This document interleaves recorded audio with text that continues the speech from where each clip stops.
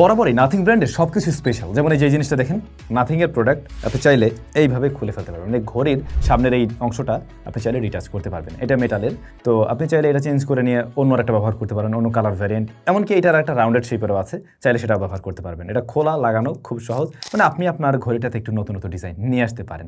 যেমনটা আমরা স্মার্টফোনের ক্ষেত্রে কভার টাভার চেঞ্জ করতে পারি, তো ঘড়িতে তো আর কভার টাভার চেঞ্জ করবেন না, চাইলে এই উপরের এই অংশটাই আপনি চেঞ্জ করে ফেলতে পারেন। কথা বলছিলাম নাথিং এর তরফ থেকে CMF Watch Pro 2 নিয়ে।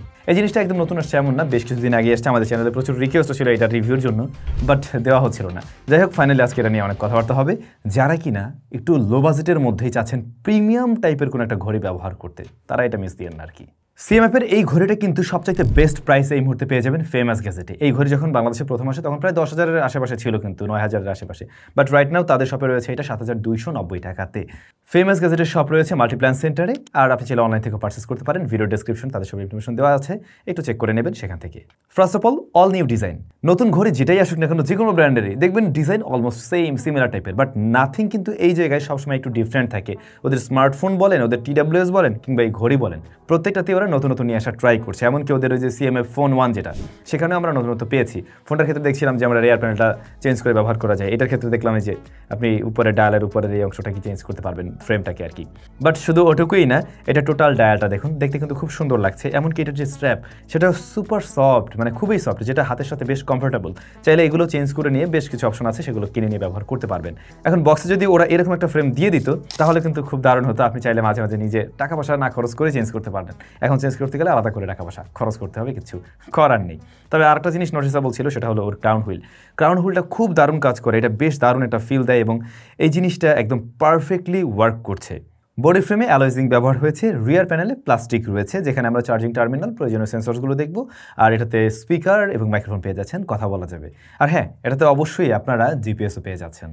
রয়েছে IP68 এর রেটিং। এখানে আর একটু বেটার কিছু আমি আশা করছিলাম। 5 ATM 3 ATM এর কিছু থাকলে এটাকে নিয়ে পানির নিচে আরও বেশি গভীরে যাওয়া যেত আর কি। তো স্প্ল্যাশ প্রুফ, হালকা পাতলা পানি লাগলে সমস্যা নেই, তবে সাঁতার কাটা বা পানির মধ্যে না নামার সাজেশন থাকলো আর কি। তবে যে জিনিসটা ভালো লাগে নেই, নাথিং এই জায়গায় খুবই অর্ডিনারি কিছু করে ফেলছে। এইখানে একটু এক্সট্রা অর্ডিনারি হইতে পারতো, যেমনটা ডিজাইনের ক্ষেত্রে করছে। এই যে এটার ম্যাগনেটিক স্ট্রেংথ না খুব একটা পাওয়ারফুল না, মানে ছুটে পড়ে যাওয়ার পসিবিলিটি আছে, যেমনটা দেখছেন। তো সেক্ষেত্রে একটু যত্নশীল হতে হবে আর কি, যখন কিনা আপনি চার্জে বসাবেন। যদি কিনা আমরা ডিসপ্লেতে চলে আসি, এর সাইজ হলো 1.32 ইঞ্চ। এটা অ্যামোলেড প্যানেল, যার রেজলিউশন 466x466। আবার এখানে আপনি 60 হার্জ রিফ্রেশ রেট পাচ্ছেন। দ্যাটস ওয়াই আপনি যে কোনো ট্রানজেকশন বলেন বা যাই করেন না কেন, এই ডিসপ্লে বেশ স্মুথ মনে হবে আপনার কাছে। এমনকি আপনি যখন ক্রাউন হুইলটা ঘোরাবেন তখন আপনার কাছে কিন্তু বেশ স্মুথ মনে হবে। তবে ডিসপ্লের ব্রাইটনেসটা হলো গিয়ে 620 নিটস, যেটা ইনডোরে বেশ ভালো। এমনকি ইনডোরের হেভি লাইটিং কন্ডিশনও বেশ ভালোই দেখা যায়, বেশ কালারফুল ডিসপ্লে। কিন্তু আপনি যখন কিনা আউটডোরে যাচ্ছেন, ডিরেক্ট সানলাইটে যাচ্ছেন, তখন মনে হবে এটাতে 1000 নিটস থাকলেই বরং ভালো হতো, আরেকটু ব্রাইটনেসের প্রয়োজন ছিল। বাট ভালো একটা জায়গা আছে, এই ডিসপ্লেটাতে অটো ব্রাইটনেস সাপোর্ট করছে। আপনি যখন বাইরে যাচ্ছেন, আউটডোরে গিয়ে আর আলো বাড়াতে হচ্ছে না, ইনডোরে এসে আর আলো কমাতে হচ্ছে না, মানে ব্রাইটনেস আপনার কন্ট্রোল করার প্রয়োজন নেই, ওটা ঘড়ি নিজেই বুঝা করে নেবে। এই জায়গাটা ভালো করছে, এতে করে ব্যাটারিও সেভ থাকে এবং দীর্ঘদিন ব্যবহার করা যায়। এর বাইরে গিয়ে যদি দেখি, আমরা এখানে ব্ল্যাকটা পিওর ব্ল্যাক দেখছি, কালার রিপ্রেজেন্টেশন ভালো, টাচ রেসপন্সও কিন্তু এই ঘড়ির বেশ ভালো। তবে বেজেল এরিয়াটা আমার কাছে একটু বেশি লেগেছে। এমনিতেই তো এটার ফ্রেমটাই অনেক মোটা, তার উপরে বেজেলটা আরেকটু ন্যারো করে দিলে কিন্তু বেশ দারুণ হতো। আর এটার হ্যাপটিক ফিডব্যাকটা আমি আরেকটু টাইট আশা করছিলাম আর কি। ঘড়িটাতে ব্যবহার করা যাবে 100+ ওয়াচ ফেস, যেগুলো বেশ ইউনিক, অর্থাৎ CMF বা নাথিং এরা সবসময় ইউনিক থাকবে, খুব স্বাভাবিক। এগুলো আশা করছি আপনাদের ভালো লাগবে। আর প্রত্যেকটা ওয়াচ ফেসের, মানে ম্যাক্সিমাম ওয়াচ ফেসের সাথে আপনি আলাদা আলাদা EOD পেয়ে যাবেন। তো এই EODর ক্ষেত্রে দেখা যায় আমরা মানে এরকম প্রাইস পয়েন্টের ঘড়িগুলোতে দেখতে পাই একটা কি দুইটা অপশন থাকে, একটা অ্যানালগ একটা ডিজিটাল। এর ক্ষেত্রে কিন্তু আপনি বেশ ভেরিয়েশন পাচ্ছেন। ঘড়িটার সাথে যে কম্পানিয়ান অ্যাপটা রয়েছে, এটা কিন্তু বেশ ইউজার ফ্রেন্ডলি, খুব সহজে আপনি বুঝতে পারবেন।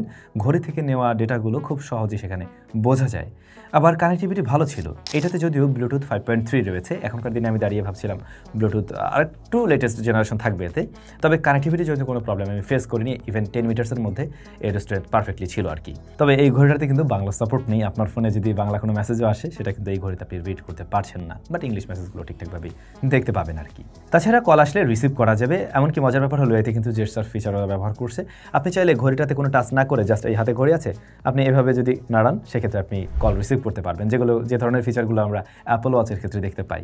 এই ফিচারগুলো কিন্তু নর্মাল এই যে 10,000 টাকার নিচে যে ঘড়িগুলো পাওয়া যায় সেগুলোতে পাওয়া যায় না, বাট এই ঘড়িতে আপনি পাবেন এবং এটাকে আপনি নিজের মতো করে কাস্টমাইজও করতে পারবেন।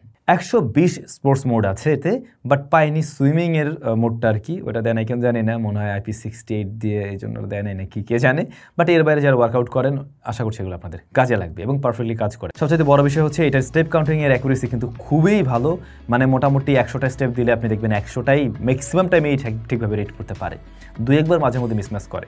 আবার হার্ট রেট সেন্সরের অ্যাকুরেসিও কিন্তু বেশ ভালো, সেই জায়গাও ঠিকঠাক রেজাল্ট দিয়েছে এবং সেগুলোর সাথে একদম ইজিলি কম্পেয়ারেবল ছিল। আবার জিপিএস এর ক্ষেত্রেও কিন্তু পারফেক্ট ট্র্যাকিং করতে পারছিল এবং সেখানে রেজাল্ট আমরা ঠিকঠাক পেয়েছি। এছাড়া বেশ কিছু কমন ফিচার রয়েছে, যেমন voice assistant, weather, stopwatch, timer, এগুলো আপনি চাইলে এতে ব্যবহার করতে পারবেন। ব্যাটারির ক্ষেত্রে নাথিং ক্লেম করছে 11 দিন আপনি ব্যবহার করতে পারবেন, তবে আমাদের টেস্টিংয়ে বলে এটা যদি এমনটা হয় যে মাঝে মাঝে আপনি ফোনের সাথে কানেক্ট করছেন, ইউডি ব্যবহার করছেন না, সেভাবে ব্যবহার করলে মোটামুটি আপনি 7 ডেজের মতো একটা ব্যাকআপ পাবেন। বাট ফোনের সাথে অলওয়েজ কানেক্ট রয়েছে, এওডিও ব্যবহার করছেন, এভাবে ব্যবহার করতে গেলে এই ঘড়িটা 4 থেকে 5 দিন আপনাকে ব্যাকআপ দেবে। যদিও বা এটা কম না, এই ধরনের কথা বলা যায় জিপিএস আছে এই জাতীয় একটা ঘড়ি থেকে, এটা মোটামুটি ভালো backup. By the way, GPS ব্যবহার করলে ডেফিনেটলি এরকম ব্যাকআপ পাবেন না, এটা যে কোনো ঘড়ির ক্ষেত্রেই আমরা জানি। সো নাথিংয়ের এই ঘড়িটা ইউনিক, একদমই ইউনিক, স্পেশাল, বেশ কিছু জায়গায় খুব ভালো করেছে, যেমন জিপিএস এর অ্যাকুরেসি ভালো ছিল, এটার স্টেপ কাউন্টিং এর অ্যাকুরেসি ভালো ছিল, ডিজাইনটা একদম অল নিউ, এই জায়গাটা আমরা ভালো দেখছি। তবে হ্যাঁ, ইমপ্রুভমেন্টের জায়গা বলতে আমি বলবো এটার বেজেল এরিয়াটা একটু বেশি মোটা লাগছে আমার কাছে। বক্সের ভিতরে যদি আরও 2-1টা এরকম জিনিস দিয়ে দিত, আপনি চাইলে নিজে চেঞ্জ করে ব্যবহার করতে পারতেন। আর মাস্ট এটার ম্যাগনেটিক স্ট্রেংথ আর একটু বেশি থাকা উচিত ছিল, দ্যাটস ইট।